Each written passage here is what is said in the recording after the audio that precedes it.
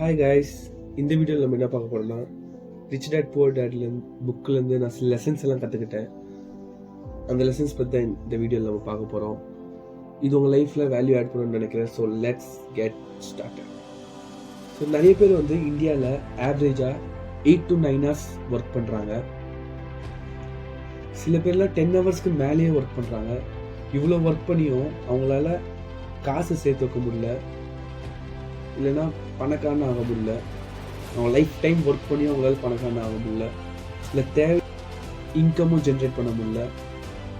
இதெல்லாம் எதுக்கு நடக்குது? அதை பற்றி தான் நமக்கு first lesson. To take risk and B bolt. Rich people வந்து எப்போவுமே ரிஸ்க் எடுப்பாங்க, அதிகமாகவே ரிஸ்க் எடுப்பாங்க. ரிச் பீப்புள்னு சொல்கிறது வந்து the people who have rich mind set. நீங்கள் எவ்வளோ ஏழையாக இருந்தாலும் உங்கள் மைண்ட் செட் ரிச் ஆச்சுன்னா நீங்கள் வந்து ஈஸியாக பணக்காரன் ஆகலாம். ஸோ ஃபர்ஸ்ட் பாயிண்ட் வந்து பணக்காரங்க வந்து என்ன பண்ணுவாங்க, இல்லை ரிச் மைண்ட் செட் இருக்கிறவங்க பர்சன் வந்து என்ன பண்ணுவாங்கன்னா நிறைய ரிஸ்க் எடுப்பாங்க. இந்த ரிஸ்கால் என்ன நடக்குன்னா மோஸ்ட் ஆஃப் த டைம் அவங்க நிறைய ஆப்பர்ச்சுனிட்டிஸ் கிடைக்கும் to earn more money. So இதனாலேயே அவங்க வந்து அதிகமாக காசு சம்பாதிப்பாங்க. பட் வேற போர் மைண்ட் செட் இருக்க பீப்புள் என்ன பண்ணுவாங்க, நிறைய ரிஸ்க் எடுக்காமல் அந்த ஒரு டிஃபைன்டான பாத்லேயே போயிட்டு இருப்பாங்க. நம்ம சொசைட்டி வந்து ஒரு டிஃபைன்டான பாத் செட் பண்ணி வச்சிருக்கு. அந்த டிஃபைன்டான பாத்லேயே போயிட்டு இருப்பாங்க. சரி, படிக்கணும், படித்து முடிச்சுட்டு காலேஜ்க்கு அப்புறம் நம்மளோட கரியர். பட் சில பேருக்கு அது இன்ட்ரெஸ்ட் இருக்கலாம். ஸோ இன்ட்ரெஸ்டோட போகிறவங்கலாம் டெஃபினட்டாக அவங்க லைஃப்பில் வந்து பெருசாக அச்சீவ் பண்ணுவாங்க. பட் நிறைய பேருக்கு இன்ட்ரெஸ்ட் இருந்தாலும் அவங்க வந்து அந்த ஃபீல்டுக்குள்ளே போயிட்டு ரொம்ப அன்சக்ஸஸ்ஃபுல்லாக ஆவாங்க. ஸோ நம்மளுக்கு எப்போவுமே ஒரு இன்ட்ரெஸ்ட் இருக்கிற விஷயத்தில் அது எவ்வளோ ரிஸ்கியாக இருந்தாலும் பரவாயில்ல, எவ்வளோ ரிஸ்கியாக இருந்தாலும் பரவாயில்ல, நம்மளுக்கு ஒரு விஷயத்தில் இன்ட்ரெஸ்ட் இருக்குன்னா நம்மளால் அங்கே வந்து நிறைய ஆப்பர்ச்சுனிட்டிஸ் எக்ஸ்ப்ளோர் பண்ண முடியும் to earn more money. So first one வந்து ரிச் பீப்புள் வந்து நிறைய ரிஸ்க் எடுப்பாங்க. இன்னொன்று வந்து அவங்க வந்து காசை லூஸ் பண்ணுறதுக்கு தயங்க மாட்டாங்க. ரிச் பீப்புள் வந்து எப்போவுமே ரிச் மைண்ட் செட் இருக்கிற பீப்புள் வந்து நிறைய காசு லூஸ் பண்ணுவாங்க for setting up their assets. So 2 விதமான பொருள் இருக்குது. ஒன்று வந்து அசெட்ஸு, இன்னொன்று வந்து லைபிலிட்டிஸ். ரிச் பீப்புள் வந்து நிறைய காசு வந்து சில டைம் லூஸ் பண்ணுவாங்க, but most of the time lose பண்ணுவாங்க to set up their asset. அசெட்டும் லைபிலிட்டிஸும் என்ன டிஃப்ரென்ஸ்னா, asset make money for you, liabilities will take the money from you.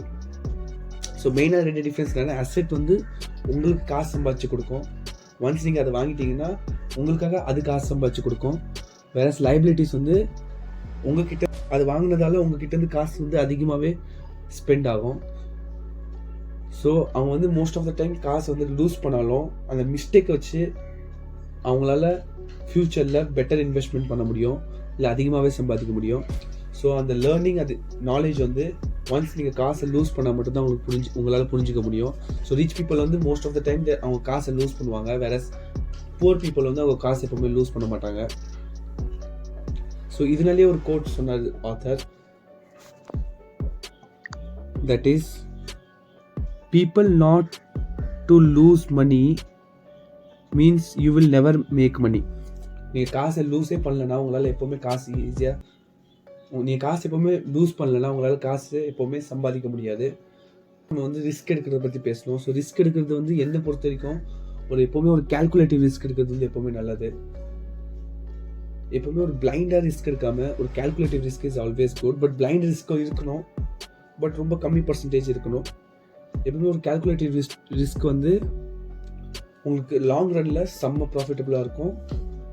நீங்கள் அதிகமாக லூஸும் பண்ண மாட்டீங்க.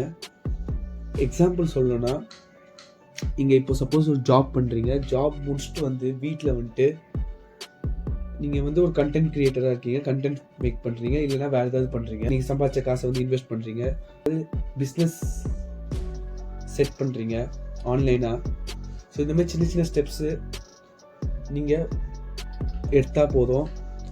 ஸோ இந்த கால்குலேட்டிவ் ரிஸ்கில் 2 கேட்டகரி இருக்குது. ஒன்று வந்து நீங்கள் வந்து உங்ககிட்ட ஆல்ரெடி அதிகமாக காசு இருக்குது, நீங்கள் ஒரு ரிச் பேக்ரவுண்ட்லேருந்து வரீங்கன்னா நீங்கள் டெஃபினட்டாக ரிஸ்க் எடுக்கலாம். இல்லைனா ஒரு 6 months 10 months பிரேக் எடுத்து நீங்கள் நினைக்கிற வேலையை பண்ணலாம், நீங்கள் உங்களை எக்ஸ்ப்ளோர் பண்ணிக்கலாம், நிறையாவே பண்ணலாம். இல்லைனா ஜாப் பண்ணிக்கிட்டு, இப்போ சப்போஸ் உங்கள் பேக்ரவுண்ட் வந்து அவ்வளோ ஃபைனான்ஷியலாக நல்லா இல்லை, நீங்கள் ஒரு புவர் பேக்ரவுண்ட்லேருந்து வரீங்க அப்படின்னா நீங்கள் ஜாப் பண்ணிக்கிட்டு நிறைய விஷயத்த எக்ஸ்ப்ளோர் பண்ணலாம், நிறைய கண்டென்ட் க்ரியேட் பண்ணலாம், நிறைய விஷயம் பண்ணலாம், நிறைய ஆப்பர்ச்சுனிட்டிஸ் இருக்குது. அதை வச்சு நீங்கள் ஈஸியாக மணி மேக் பண்ணலாம் in a long run. So calculative risk எடுக்கிறது வந்து என்ன பொறுத்த வரைக்கும் it's a good idea. Because நீங்கள் வந்து கால்குலேட்டிவ் ரிஸ்க் எடுக்காமல் பிளைண்டாக ரிஸ்க் எடுத்தீங்கன்னா, ஃபைனான்ஷியலாக நல்ல பேக்ரவுண்ட்லேருந்து வராமல் நீங்கள் வந்து சப்போஸ் ஒரு ரிஸ்க் எடுக்கிறீங்க, அந்த ரிஸ்கில் வந்து ஒரு 10 months 11 months டைம் தேவைப்படுது. அப்போ தான் நீங்கள் அதுலேருந்து காசு ஜென்ரேட் பண்ண முடியும்.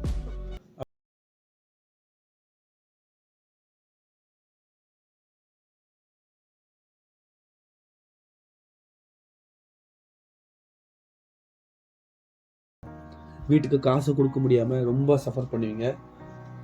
So it is always better to take a calculative risk in my opinion.